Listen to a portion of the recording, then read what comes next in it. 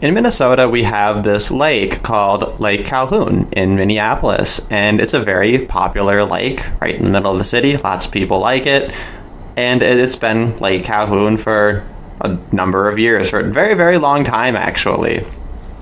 And recently, the Democrats and the people running the DNR board changed the name about a year and a half ago.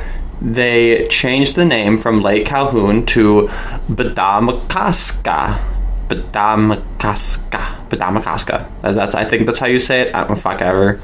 But so they changed the name, and this was something that people had wanted to do for, I guess, a number of years. And it was after the shooting at the church in Charleston. Madillon Roof, therefore, we need to change it. But why, you might ask? Why? Well, this is because Calhoun was a racist. He was a dirty racist, and he was a slavery apologist. He said it was a net positive. Now, this is funny because this is actually the Democrats' position. This is actually the position that most people on the left think. They believe that the wealth of the United States was built on the legacy of slavery. So you'd have to agree. You would have to agree that it is a net positive. Now, personally, I don't agree. I don't think slavery was a net positive for a number of reasons. I mean, obviously, there's the human cost. You shouldn't have people as slaves, even though the argument can be made that the life of an American slave was kind of comparable to what you might have in like Russia around the same time period, or probably better. Certainly it was better than being a slave in Africa, since that's where they came from, is they were enslaved. These were people who were already enslaved by the Africans. But, you know, you could even make the larger social argument that the labor of slaves didn't even really compare favorably to like the labor of people that you could just pay. I mean, the only reason slavery was even economically viable was because the government was subsidizing the catching of slaves. So it was essentially like the earliest form of cronyism in the United States. You know, and then of course, even post-emancipation, we have this larger issue of like, you had this short-term work from the African slaves, right? And now, I mean, despite making up 13% of the population, the Iowa or Iowa people, also known as the sleepy ones, comes from the Sioux Iowa.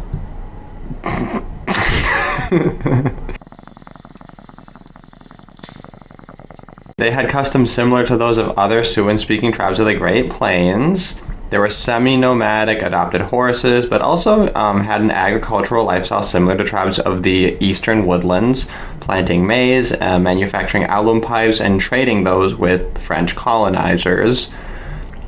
In prehistoric times, they emigrated from the Great Lakes region to present-day Iowa. In the 16th century, they moved from the Mississippi River to the Great Plains and possibly then separated from the Ho-Chunk tribe. I believe the Ho-Chunk tribe now have a reservation on Tumblr. So anyway, it looks like in between 1820 and 1840, they had ceded their land in Minnesota to the U.S. government. And this is kind of the heart of the issue. You know, all these like virtue signaling leftists recognize the legitimacy of the U.S. government. They're all pro-government, like big government, leftist progressives. And I think that the reason that they want to deny this history and really dissociate from it and act as though they're just giving everything back to the natives is because they don't want to admit that this is the nature of government. Yeah, the government came in and conquered the land and took it over and said we have the exclusive right to it. And the government style of taking land is very different from what the capitalist does when the capitalist merely trades. I think this is the cognitive dissonant root of these just empty, pathetic leftist style of thinking. Because basically they're looking at these Native American groups, right? And they're saying, oh my God, that's so horrible that the government stole from them. And then they want to turn around and like raise your taxes, right? And then they're all for, you know, accepting social contract theory and consent by tacit. And they're all for endorsing government theft and government fraud and government stealing.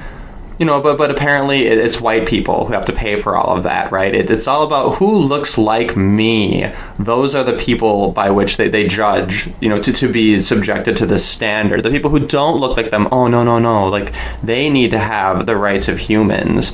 So it really is fundamentally like a very anti-white sentiment, and they're not interested in whether or not the Iowa people or any other group of Native Americans themselves perpetrated violence against others, which of course many of them did. We're talking about, really one way to look at the colonizers from Europe is that they were just another tribe, right? They were a tribe that showed up later, and they fought with the other tribes, just as the tribes often fought with each other.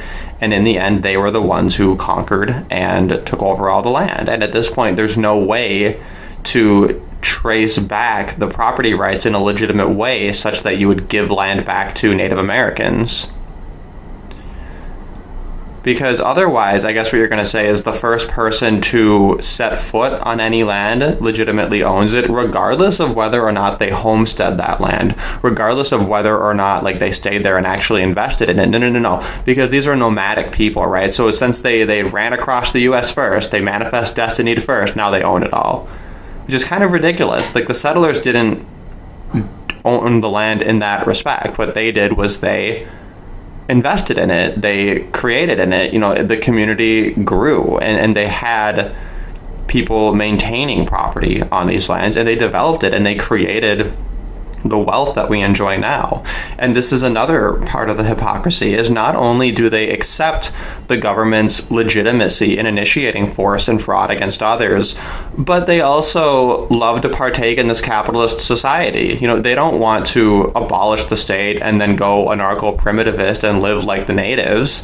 No, fuck that. They just want to have their cake and eat it too. And that's really what this all comes down to, and that's why it's so infuriating. So originally in 2011, they were going to try to change the name, and people who looked into it immediately realized, oh, we don't have the authority to do this, so there's no point.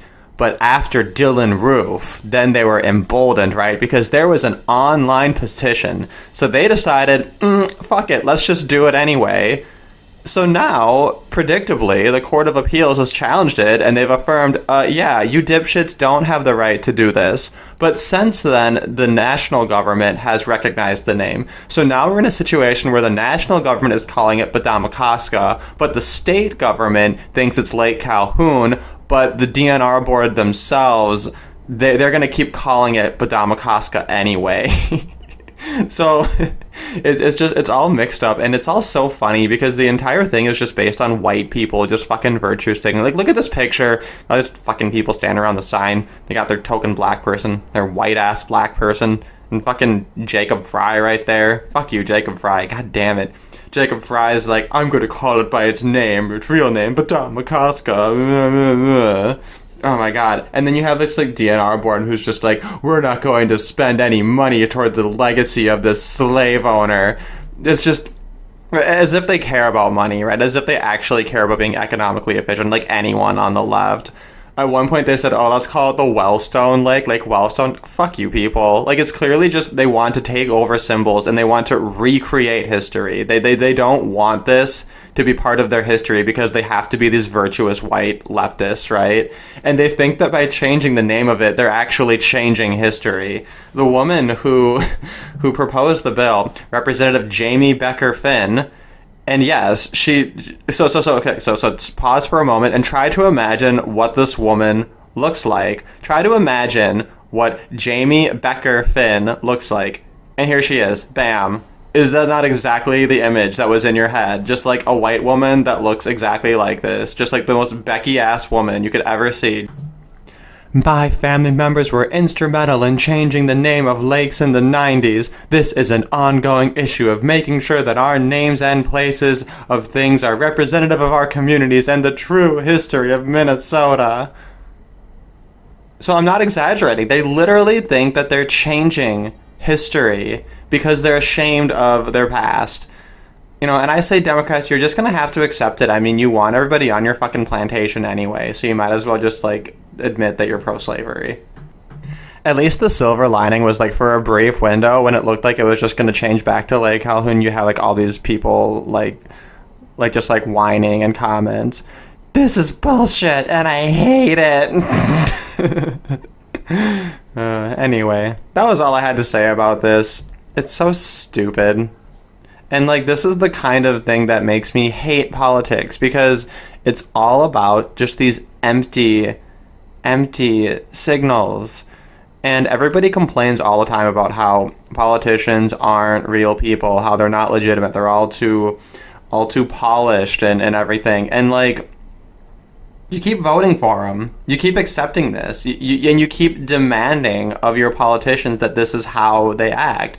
And that's one of the reasons I love what Sargon is doing in politics. You can quibble over whether or not you think he's taken the absolute best strategy, but he is approaching this in a radically different way that is so refreshing. And I think he is being kind of genuinely himself, for better or for worse. And there's just something really awesome about that he has just the balls to do that. So, anyway, God, fuck Minnesota. Like, Minnesota's so, it's just so gay. It's so gay. Anyway, I'm going to be having a stream later on today, probably roughly like 18 hours from when this video is uploaded. I've made a video for that stream. I'm going to be trying to use OBS, but I don't really have anything like fancy prepared. Just we're going to be reading an article written by Ursula K. Le Guin, who is a sci-fi author of the Earthsea series. And she has very some very interesting views on gender, as she is kind of like a feminist. She's part of that women's movement. And she wrote this article, Lumberlost, in response to the men's movement, particularly the mythopoetic movement. So it'll be kind of an interesting little tome we have here, and I'm hoping that I will finish going through this entire book before the ICMI 2019 in August. So it's like 180 pages, right? And we've got like 12 weeks-ish, which means that I basically have to read somewhere like 15 to 20 pages per stream. So, and I have a few people who may be interested in joining me, including Doris the Worst, Sayumi, Mitch, Privilegey Shitlord, Prince of Queens, and, maybe some others. It might just be kind of, kind of like a rotating cast of interesting characters. And this is how I treat my friends, is I drag them into a room and then I start reading feminist essays at them. So hopefully we'll have a little bit of fun, but I hope also, there'll be a little bit of food for thought also. So we'll see what happens, and I hope to see some people there. Everybody have a nice day.